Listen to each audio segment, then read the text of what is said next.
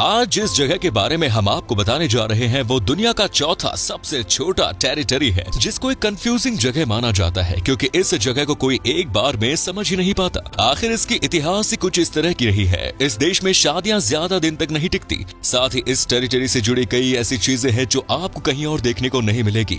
जैसे जब यहाँ से कोई प्लेन गुजरता है तो सबसे पहले इस जगह की सड़कों को बंद कर दिया जाता है। एक ऐसा देश जहाँ के टनल्स सड़कों से ज्यादा बड़े हैं, यहाँ सट्टे की बाजी लगाना एक बड़ा बिजनेस है और इस देश के फोन बॉक्स और पोस्ट बॉक्स लाल रंग के होते हैं। कहा जाता है ये जगह निएंडरथल पूर्वजों की आखिरी जगह थी और उन्होंने यही दम तोड़ा था। इसके अलावा यहाँ टैक्स ना के बराबर है, जिस वजह से ये देश टूरिज्म सेक्टर पर सबसे ज्यादा निर्भर है। दोस्तों आज हम बात करने वाले हैं खूबसूरत देश जिब्राल्टर की। तो दोस्तों देर किस बात की, अपने सीट बेल्ट बांध लीजिए और निकलते हैं जिब्राल्टर की एक शानदार सफर पर। दोस्तों जिब्राल्टर को एक कंफ्यूजिंग जगह माना जाता है। इस जगह के बारे में लोग जितना जानने की कोशिश करते हैं उतना कंफ्यूज होते हैं। जिब्राल्टर स्पेन का एक आखिरी हिस्सा है, लेकिन फिर भी इसे स्पेन का हिस्सा नहीं कहा जाता। इसके बदले इसे ब्रिटिश टेरिटरी कहा जाता है। लेकिन यहाँ का मौसम कुछ ऐसा है जो इसे ब्रिटिश टेरिटरी बिल्कुल नहीं बनाता। ऐसे में सवाल यह है कि आखिर जिब्राल्टर है कौन सी जगह, यहाँ कौन लोग रहते हैं। दरअसल जिब्राल्टर यूरोप के दक्षिणी छोर पर भूमध्य सागर के किनारे स्थित एक ब्रिटिश ओवरसीज टेरिटरी है। जिब्राल्टर एक ब्रिटिश ओवरसीज एरिया है, जिसका मतलब ये है कि ये यूके के अधिकतर क्षेत्र में तो है, लेकिन इसके बावजूद ये इसका हिस्सा नहीं है। जिब्राल्टर हाईएस्ट डेंसिटी के मामले में 5वें स्थान पर है। जिब्राल्टर लगभग 33,000 निवासियों का घर है जो खुद को यूके का हिस्सा कहने पर गर्व करते हैं। यहाँ की ऑफिशियल लैंग्वेज है इंग्लिश। अंग्रेजी जिब्राल्टर की है तो ऑफिशियल लैंग्वेज, लेकिन ज्यादा से ज्यादा लोग स्पेनिश और स्थानीय भाषा भी बोलते हैं, जिसे लानीटो कहा जाता है। दोस्तों भले ही जिब्राल्टर एक ब्रिटिश टेरिटरी हो, लेकिन इसका नाता स्पेन से ज्यादा है। जिब्राल्टर और स्पेन दोनों में काफी मील भाव है। जिब्राल्टर के लोग अच्छा खासा स्पेनिश बोल सकते हैं। सिर्फ भाषा ही नहीं, इस राज्य में स्पेन के असर बाकी चीजों में भी दिखता है। स्पेन से सीमा लगने के कारण यहाँ रोजाना हजारों स्पेनिश लोग नौकरी या अन्य जरूरतों के लिए आते हैं। यहाँ का शांतिमय जीवन काफी कुछ स्पेन से मिलता जुलता है। दोस्तों जिब्राल्टर में काफी कुछ ऐसा भी है जो इस जगह को अलग बनाता है, जैसे कि यहाँ हर कुछ रंग बिरंगी है। जिब्राल्टर की हर गलियां और हर सड़कें रंगों से भरी हुई है। यहाँ की गलियों की दीवार पर अलग अलग तरीके की पेंटिंग्स की जाती है। सिर्फ गलियां ही नहीं बल्कि जिब्राल्टर के सरकारी दफ्तरों की दीवारों पर भी पेंटिंग्स बनाई गई है। पोस्ट बॉक्सेस और फोन बॉक्सेस के लिए जिब्राल्टर में कलर कोड है। यूके की तरह जिब्राल्टर के फोन और पोस्ट बॉक्स लाल रंग के होते हैं। हालांकि ऐसा क्यों है ये किसी को नहीं पता और इससे किसी को कोई फर्क भी नहीं पड़ता, क्योंकि यहाँ सब कुछ इतना कलरफुल है कि लोगों को इसके पीछे की वजह जानने में कोई दिलचस्पी नहीं है। जब भी जिब्राल्टर की बात होती है तो दी रॉक की बात लोगों के दिमाग में खुद ही आ जाती है। लेकिन दोस्तों यहाँ हम मशहूर एक्टर और रेसलर रॉक की बात नहीं कर रहे, बल्कि एक चट्टान की बात कर रहे हैं। जी हाँ, दी रॉक जिब्राल्टर के एक खास चूना पत्थर है। ये चट्टान 1400 फीट ऊंची है और पूरा स्पेन इसे हर जगह से देखा जा सकता है। दी रॉक को हजारों सालों पहले एक काम माना जाता है। कहा जाता है कि ये चट्टान तब बनी थी जब यहाँ जुरासिक हुआ करते थे। सबसे मजेदार बात यह है कि जिब्राल्टर के इस चट्टान पर आपको छोटे फूलों वाले पौधों की 500 से ज्यादा प्रजातियां मिलेंगी। जिब्राल्टर की चट्टान पर एकमात्र देसी फूल जिब्राल्टर कैंडी टुफ्ट है। ये यूरोप की एकमात्र जगह है जहां ये फूल पाया जाता है। सेकेंड वर्ल्ड वॉर के बाद ब्रिटेन कई टुकड़ों में बंट गया, लेकिन जिब्राल्टर इसका हिस्सा बना रहा। लेकिन जिब्राल्टर के लोग ब्रिटेन का हिस्सा बने रहना चाहते हैं। इसका एक कारण ये भी है कि जिब्राल्टर के लोग खुद को ब्रिटिश मानते हैं। इसीलिए यहाँ 2 बार साल 1967 और 2002 में पब्लिक ओपिनियन लिया गया, जिसमें 90% लोगों ने ब्रिटेन में बने रहने के लिए वोट किया था। ऐसे में इस जगह को कंफ्यूजिंग कहना तो बनता है। जिब्राल्टर से जुड़ा एक मजेदार बात यह है कि यहाँ सड़कों से ज्यादा सुरंगें यानी कि टनल है। आपको जानकर यकीन नहीं होगा कि जिब्राल्टर में 50 किलोमीटर से ज्यादा लंबी सुरंगें हैं।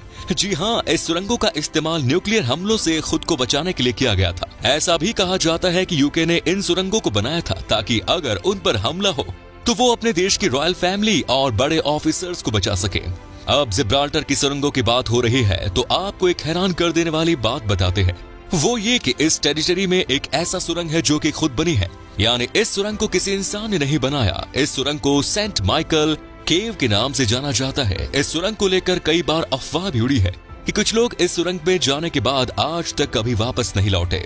दोस्तों, अगर आप भारत में रहते हैं तो आपने ये जरूर देखा होगा कि जिस जगह से देश के प्रधानमंत्री या राष्ट्रपति गुजरता है तो उस रास्ते को कुछ देर के लिए बंद कर दिया जाता है। जिब्राल्टर में भी ऐसा कुछ देखने को मिलता है, लेकिन यहाँ प्लेन लैंड होने पर सड़कों को बंद कर दिया जाता है। जी हाँ, सही सुना आपने, जिब्राल्टर की सड़क पर हर बार हवाई अड्डे पर एक विमान के उतरने पर बंद हो जाती है, क्योंकि यहाँ की सड़क ही रनवे है।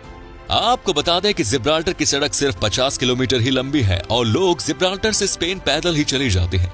50 किलोमीटर तक की सड़क होने के बावजूद जिब्राल्टर में वर्ल्ड क्लास सड़क है और जिसके कारण यहाँ हर किसी के पास कार है। लोगों से ज्यादा आपको यहाँ कार देखने को मिलेगी। दोस्तों, अगर आप कभी जिब्राल्टर जाएं तो यहाँ गाड़ी हमेशा राइट साइड में ही रखें, क्योंकि स्पेन की तरह जिब्राल्टर में भी राइट साइड में गाड़ी चलाने की अनुमति दी गई है। जिब्राल्टर में शादी को लेकर एक कानून है कि यहाँ कोई भी सिर्फ एक दिन के नोटिस के साथ शादी कर सकता है और इसे दुनिया भर में मान्यता दी जाएगी। अगर आपका भी भागकर शादी करने का प्लान है तो जिब्राल्टर आपके लिए सबसे बेस्ट जगह है। अगर आप अगले दिन जिब्राल्टर पहुंच जाएं तो अपने कागजात जमा कर दे तो आप अगले दिन शादी कर सकते हैं।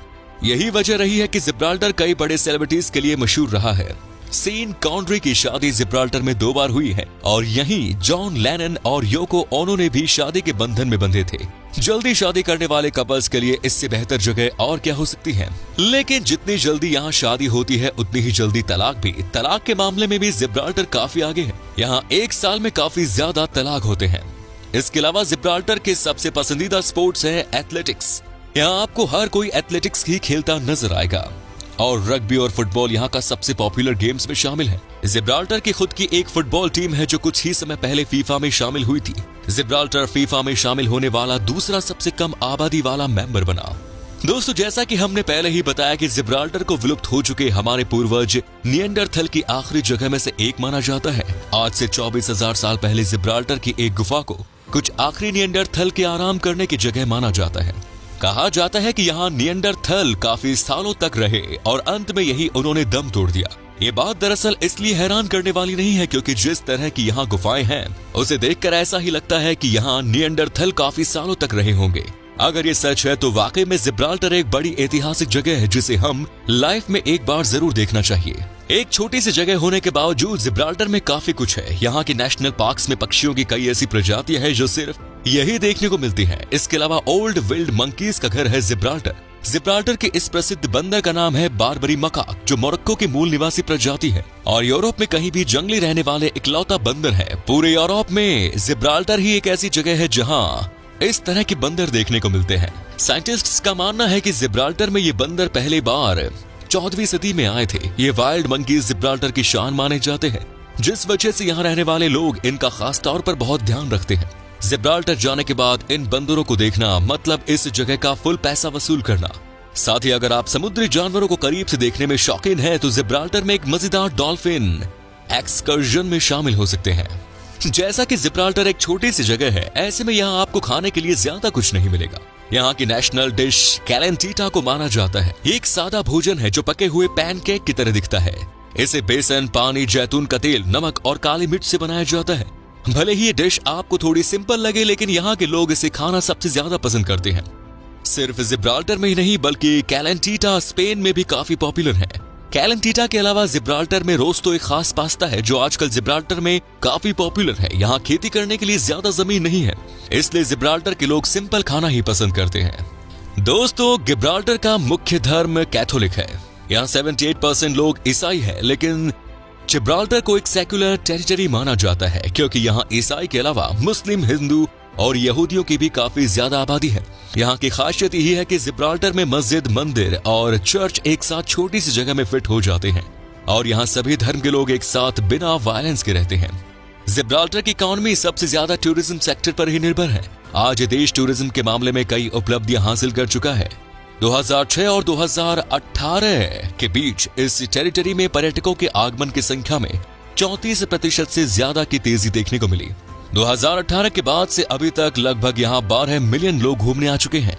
इसके साथ ही ऑनलाइन जुए, वित्तीय सेवाओं और कार्गो शिप रिफ्यूलिंग सेवाओं इन पर ही डिपेंड करता है। इसका सबसे बड़ा कारण है यहाँ का टैक्स सिस्टम। दरअसल जिब्राल्टर में टैक्स काफी कम है, कुछ चीजों पर तो यहाँ टैक्स बिल्कुल भी नहीं है।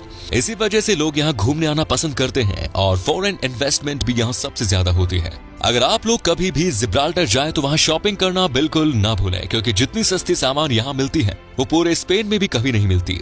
टैक्स में कमी होने के कारण जिब्राल्टर गैम्बलिंग करने वाले लोगों की पसंदीदा जगह बनी हुई है। दुनिया के पॉपुलर गैम्बलिंग ब्रांड्स यही हैं। विलियम हिल और लैडब्रॉक्स जैसे ऑनलाइन गैम्बलिंग ब्रांड्स आज जिब्राल्टर से पूरे बिजनेस को बड़े आराम से संभाल रहे हैं। अब बात करते हैं जिब्राल्टर का वीजा प्रोसेस और इस देश में घूमने के लिए आपको कितने पैसे खर्च करने पड़ेंगे। अगर आपके पास सारे डॉक्यूमेंट्स मौजूद हैं तो आपको जिब्राल्टर का वीजा लगभग 4 हफ्ते के अंदर मिल जाएगा। अगर आप टूरिस्ट वीजा पर इस देश की यात्रा करते हैं तो इसकी वैलिडिटी होती है 30 दिन। अगर आप इस देश की यात्रा करनी है तो यहाँ का 1 हफ्ते का खर्चा 1,65,000 रुपए तक का आ जाएगा।